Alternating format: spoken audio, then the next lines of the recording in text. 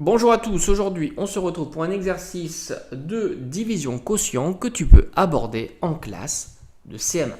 C'est parti, je vais te poser ici une division et on va la calculer ensemble sous forme, attention, de division quotient. On donnera le résultat avec le quotient mais aussi le reste. C'est très important à comprendre.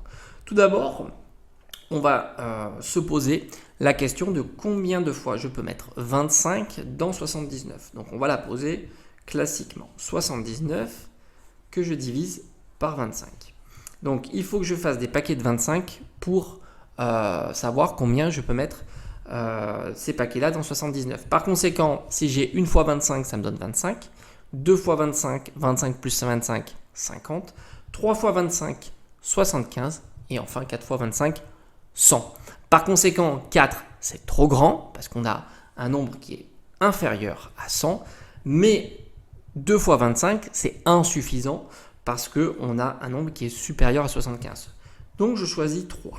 Voilà. Je choisis 3, pas au hasard, évidemment, parce que 3 fois 25, ça nous donne 75. Par conséquent, je vais calculer ma division. Donc, je vais ici écrire moins 75, parce que rappelle-toi que 3 fois 25, ça donne 75, et je vais la calculer. C'est une soustraction simple. 9 moins 5, ça nous donne 4. 7 moins 7, ça nous donne 0. Et on fait donc apparaître deux éléments de ma division. Ici, le quotient que je nomme Q, et ici, le reste que je nomme R.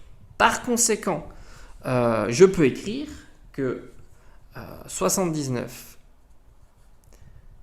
divisé par 25, je fais apparaître Q qui est égal à, ici, 3, et R qui est égal à 4.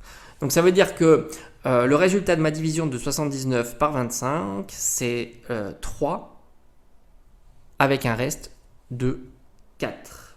Pourquoi? Car, on va mettre 79, c'est égal à 25 que je multiplie par le quotient, 3, plus le reste qui est égal à 4. Voilà, c'est comme ça que l'on va aborder la division quotient en classe de CM1.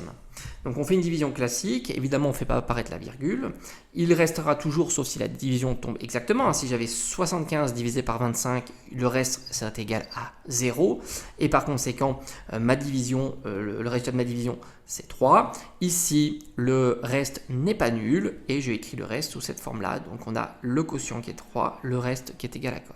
Donc 79 divisé par 25, c'est égal à 3, mais attention, on a un reste qui est de 4. Très important. Et le reste, ce n'est pas le résultat de la division. Là aussi, c'est important de le souligner. Voilà, j'espère que tu as compris. On se dit à bientôt.